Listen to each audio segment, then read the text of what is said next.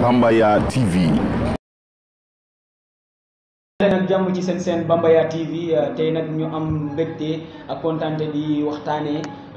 lii di politique rawatina nag élection locale yi tànnuwaayu bopp moomeel yi ñu amal nag mbégte ak kontaante nag di dalal suñu naataango moo Isaaxa Diallo nekk journaliste reporter d'image fële sa Daara Ija bu Thiès Isaaxa maa ngi lay nuyu. maa ngi lay fay Ahmed jàmm kontaante lool di ñëw si seen plateau bi di Bambaya TV di ñaan yàlla lépp luñ fi wax bu fi génnee sénégalais na leen jural njëriñ. waa Isaaxa tey ñu nar waxtaanee moo di politique moo lëmbee dëkk bi fu mu toll nii mooy lu ñeel tànnuwaayu bopp moomeel yi élection locale yi waaye tey gis nañ ni bëri na ay judduwaat ay élection ay lu mu tuddati sax ay coalition yu juddu ci gox-goxaan yi te mu bëri lool nan nga jàngatee loolu. waaw am na sa question dama si sa war a tontu ndaxte coalition yi li ko waral ñu bëri parti ñoo bëri parce que fii Sénégal ñu ngi noté ne plus de 300 et quelques partis ñoo fi ne si 300 partis yooyu dafa am parti yoo xam ne parti yóbbaale na dañu bootu buñ bootu duñ mën a dem parce que nit da ngay am fee alal tuuti créer sa parti seen waa kër yow kenn say jabar ñoo fay ne nga ne am nga parti boobu loolu du parti si loolu nag moom moo tax ñuy dem di dawal utali coalition ngir coalition bu ñu ko utee léegi bu fekkee ne yow sa coalition am gagné na yow de un da nga mun a nekkee koo xam ne da nga mun a nekk siège si mairie bu ñu war a gagné moo tax gars yi di utali coalition te coalition tamit bokkuñ vision bokkuñ idée bokkuñ fu ñu jugee moo tax lu yàgg coalition fii ay fan yi di ñëw sax da nga dégg ay coalition yu bëri yoo xam ne dañu tasaare. waaw bokkuñu ay gis-gis bokkuñu ay idéologie yi bokkuñu waaye nag Isaaxa tey ñu gis ni caution yi wax nañ ci caution yi bëri na ay wax yuñ ci dégg ñee wax nañ ñii ñaxtu nañu gis nañ ni comme caution yi finalement gars yi fixé nañu ko ci 10 millions pour ku nekk bëgg a nekk candidat ci commune bi waa département nag gis nañ ko ñu teg ko ci 15 millions mais xat na ci ñoom de waaw xat na si gis-gis waaye ñoom politiciens yi dafa mel ni xatu si ñoom parce que ni ñu ko doon ñaxtu bëriwul déggoo genn saa ku ko ñaxtu parce que bu fekkoon métti woon na si ñoom kon bu ñu ko ñaxtu tam ñaar da nga doon dégg saa ñu génn ñu ngi marché ngir la hausse des cautions waaye déggoo kenn ku ko ci parce que da leen arrangé fii gox-goxaan képp koo xam ne da ngay laaj sa commune fii. mais parti opposition mais wax nañ ci nee nañ ñoom loolu noonu mooy 15 millions wala 10 millions yi loolu parti au pouvoir la concerné. te ñoom dañoo bëgg a góor ñu bëri. waaw xëy na buñ ko waxee tamit parce que jëmul xaw parce que ñoom buñ ko waxee ay fan lañ ko wax déggoo si sax parce que opposition fii nii gis nañ opposition radicale boo xam ne lépp loo xam ne état bi yëkkati na ko jëmale ko si seen xaw ñoom dañuy bañ bay dem jaral leen jëndi marché. léegi 10 millions yooyu c'est obligatoire 10 millions dañu ko war a laaj parce que képp koo xam ne amoo 10 millions waroo laaj gox kanaa kon yow ressources yooyu nekk ko kanaa ko moo indi maire yi boo gagné ngay jaay suuf bu fekkee ne yow fal ngeen maire boo xam ne kii fal yaa ma nee ñoo bokk wala ñoo fii la dëkk kii nanga ma danga bu ñëwee si jour yi bu gagné ba pare moom mooy jàll bi ñëw di jaay seen suuf waaye booy fal da ngay fal koo xam ne dafa suur ku suur na bokk du bëgg yi beneen alal waaye nag beneen gis-gis am naa ko parce que état bi tam bu fekkee ne bëgg na récalé parce que mun nga am benn vision bu baax nga nekk koo xam ne ku jub ku radical waaye amoo 10 millions loolu moom am na fi ñu bëri ñoo xam ne mënoon nañ nekk maire waaye amuñ 10 millions loolu tamit inconvénient la waaye problème 10 millions dama lay waxal fii mairie bépp maire yaakaar nga gagné commune am nga subvention boo xam ne day jógee ko à l'extérieur ñoo leen di subventionné parti parce que financement de parti itam état yi ñu ngi koy wax ne régulariser wuñ ko seetuwuñ sax xaalis bi ni muy jóge parce que élection bu kese ba jóg amul benn état boo xam ne da ngay nekk superviseur di xool xaalis biy ñëw bitim réew di ko contrôler mënuñ koo def moo tax parti yëpp ay def élection te yëpp a am 10 millions ak 15 millions au lendemain des élections nag ñun population ñooy delluwaat nekkaat des pauvres. est-ce que kon ñoom bàyyi nañu xel lii est-ce que ñoom jàpp nañu par exemple tey xaalis bi la ñuy jiital bàyyi capacité mooy mën-mën mën a doxal dara comme par exemple yow noo ko waxee tey ki nga xam ne daa am na capacité am na connaissance pour mën a doxal gox boobu li xam nga Amadou Hampâté Bâ dafa ne l'argent avant tout fii même loo sëriñ bi lu mu am xam-xam bu amul xaalis ñu koy wër duñ bari moo nekk fii nii politicien bi tamit loo mun am xam-xam jàngal si université yi gën a mag si àdduna bi boo amul poste bu 10 doo kii waaye nag politicien yi tam ñoom dañu am sens boo xam ne tey bu ma nekkoon opposition tey bu ma neexoon tey dama nekk opposition tey da nga am financement venant de l'extérieur yoo xam ne mën na la jàppale loolu moo am na politicien naka nga gisee kanu milliardaire foo koy dégg xam nga ni doomu aadama mën a am salaire boo xam ne mën na ko may milliard te Sénégal fii chaque jour ko jëfee yaa ngi dégg ay milliards fu ñu ko jël parce que dañ ne boo politique doo am xaalis ñii di politique fii di wax ne ay système anti système beneen yoo bu ñëwee fii nii laa la wax fii nii dañuy xaalis moo leen fa dugg parce que benn parti mënu campagne électorale xam nga ñaata la si ay milliards est-ce que ni nga am na salaire yi campagne électorale yéen journalistes dem nañ ngeen geesu ce qui se cache derrière ngeen révélé ko waaye yéen sax da nga xam naa ne gaa dugal leen si léegi parce que yéen journalistes yi sax ñëmuutu leen wax am na ñoo xam ne ñëmuu leen tudd am na ñoo xam ne moom boo leen tuddoon tey réseaux sociaux dañ lay saaga xam naa ne loolu ngay moo tax doo leen. non loolu ñun dañuy def suñu liggéey lañu def suñu liggéey lañu def ñu ngi leeral point yi nga xamante ne tey mu daan nëbbu ci ginnaaw tey boo waxee ni par exemple ñun tey boo waxee nit ki taxaw ci réseaux sociaux yi ñun loolu nekkul suñu liggéey ñun suñu liggéey mooy lan am na li nga xamante ne nekkul ci par exemple nekkul ci li nga xamante ne leer na ci bopp askan wi ñu jël ko leeral ko waaye Isaka bu ñu ñëwaatee ci suñu sujet bi mooy gis nañu romb nañu ci dépôt ci caution yi gars yi nag ñëw ci beneen étape mooy dépôt dossier yi liste yi waaw dépôt dossier yi gis nañ ni ñu bëri ñi nga xamante ne tey dañoo nekkoon ci gox bi nekk ay leader politique nekk ay leaderu ñetti ay militant ci benn parti représenté ci benn parti léegi ñu gis ni ci jëmuwaayu boppu moomeel yi ñu gis ni tegg nañu ñu bëri ñu teg ñeneen loolu da nga gisee loolu noonu. waaw xam nga li ñu wax politique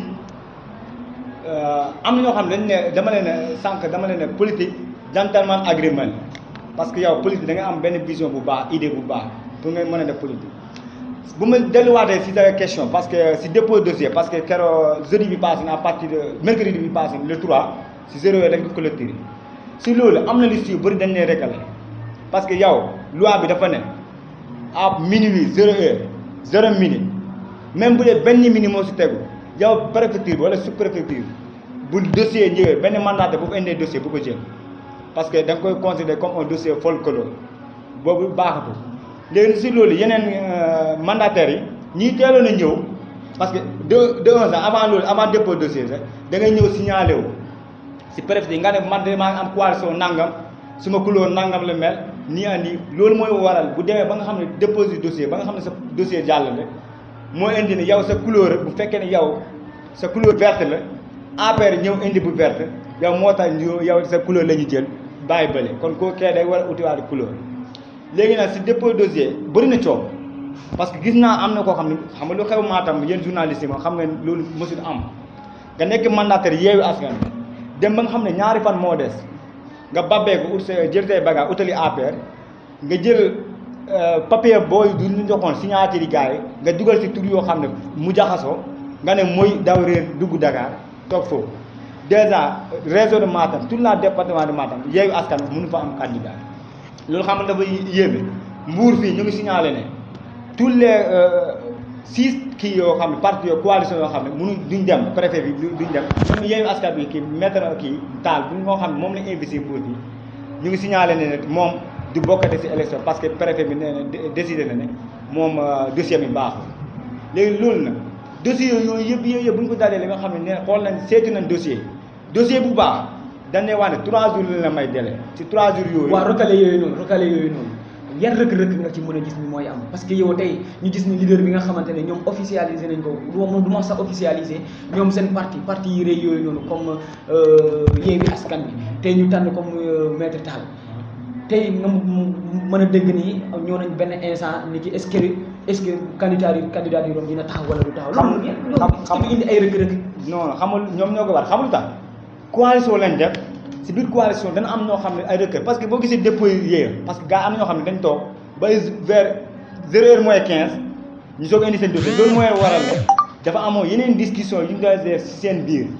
discussion yooyu nag da nga gis koo xam ne tey buñ ne jëlee tey ñu ne exemple amee ñu bind la seen ba nga signé léegi nag bu demee ba xam ne jour bi waaj a déposé yow mun nga jël falsifier beneen dossier nga bindiwaat yeneen say mbokk say yeneen ñu jegeñaale booba yow signature bi nga xam ne moom nga déclaré woon maire bi comme kii bi préfet bi comme démb ne yow bii mooy yaay mandataire bi signature boobu du bokk loolu mooy indi yow boo indee ñaari papiers yoo xam ne ils sont différents préfet bi tamit wala sous-préfet am na plein droit mu récoler say kii si signature yi mooy am problème. waaw si signature bi mooy signature am problème parce que liste dafa am liste majoritaire à proportionnel léegi si majoritaire boo nekkee fële si département bi ñu indiwaat beneen liste bi comme lu xew Dakar Rufisque ak Thiès xam nga loolu da ngay am élection bi foofu day compliqué parce que population nit da ngay voté 2 wala 3 fois da ngay woote commune bi woote waa encore si département bi nga bokk mun nga bokk si liste proportionnelle à majoritaire léegi nag sa signature bee bu wutee ak bii nii kon yow doo mun a bokk léegi nag loolu mu indi parce que parti tamit lu ma la waxoon sànq école du parti amu fi bu njëkkee parti da nga daan am école du parti ngay jàngal gars yi les bons valeurs waaye léegi nag lu ñu xam ay xale la ñuy dajale jëndal la connexion ngay saaga mag ñi moo tax sëriñ yi waxatu borom xam-xam bi kenn waxatu. voilà jëndal la connexion ngay toog ci ngay toog ci internet bi di saaga mag ñi wala di saaga ñeneen ak ñeneen waaw loolu nag gis nañ ni tey ñoo ngi dem ci tànnuwaayu bopp moomeel ci dëgg parce que def nañu tey élection yi des nañ di dépôt dossier yi jàll na léegi lan moo ci des mooy élection yi te élection yi ni ñu koy waajalee nii gis nañ ni bëri na ay rëkk-rëkk yëngu-yëngu yi am na de ci diggante Doudou Ka ak waa Doudou Ka ak ñi nekk Yewwi Askan Wi waa Ousmane Sonko fële ca Ziguinchor yow lan nga xalaatee loolu lan ban jàngat nga am noonu ci élection yi jëmukaayu élection yooyu. c'est que pour ñu wax dëgg rek moo ne yàlla élection Sénégal moom violence yàgg na parce que amoon na violence yàgg na fi lool ndaxte dundoon na fi problème Moussa Sidini ah policiers yooyu ñu reyoon fi atam dindoon na fi Jean Collé rey nañ ko fi keneen ka maître Babacar Seye anamu ba tey kenn déggatuñu moo tax dama lay wax ko violence yàgg na waaye bii war a xew li le 23 janvier bii nii violence bi juddoo keroog Ziguinchor dañ koy ñaawlu kii parce que ñëwaguñ sax ñu ngi si pré-campagne pré-électoral ñëw je sais guñ sax parce que janvier 23 janvier mu ngi def ñaata mois waaye dama lay wax leader yi ñoom ñoo war a inculquer seen i waaye ñooñ yooyu ñu wax leen ne ñun fii politique gentleman agreement projet la fii na benn leader présenté wu benn projet kenn mun la wax ne lii bu ma gagné mais et puis tamit maire mënul defal dara commune nañ waxante dëgg fan la dindee ressource fii maire Dakar moom am ressource ak maire Sindia bi Sandiara ñoo xam ne seen sous-sol yi dañuy génnee loo xam ne mun nga ko kii ay fii pétrole amul fii ay ñun xam nañ ay juute 100 francs yu maire yi di dajale maire yi jaaykat yi caafi ak jaaykat kii yu ñuy dajale si marché bi moom lay gars yi recettes yooyu la ñuy jël ñu naa kii benn maire mënu laa def fi dara sans am soutien état loolu nag bu ko population xamee xam nañ ne kii ku ñu fal tam dañ lay fal nii rek waa xam nañ ne yow mënuñu fajal suñu aadi kuñ ci woo violence bañal leader yi ñoom leader dañ leen di wax ñoom si bopp ku nekk dafa war a def planifier benn emploi dinaa boo xam ne su ma leader bee opposition amul ñu gars yi opposition parce que gars ñoo koy kii waaye opposition mooy la opposition d'idée moom moo gën opposition par violence léegi leader bu nekk mënoon na planifier benn emploi du temps suba bu ma demee Mbour Est gannaaw suba man ma dem Mbour Nord kii bu demee Mbour Nord suba man ma dund Mbour Est kon duñ daje bu moo tax après yëngu-yëngu yi du mën a am parce que saa yuñ dajee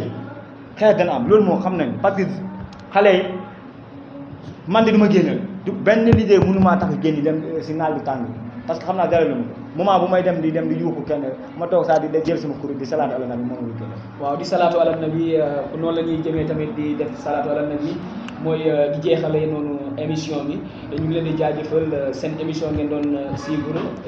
ci Bambaya TV ñu doon waxtaanee lu ñeel tànnuwaayu bopp moomeel mooy élection locale yi ñu wax ci point yu bëri surtout nag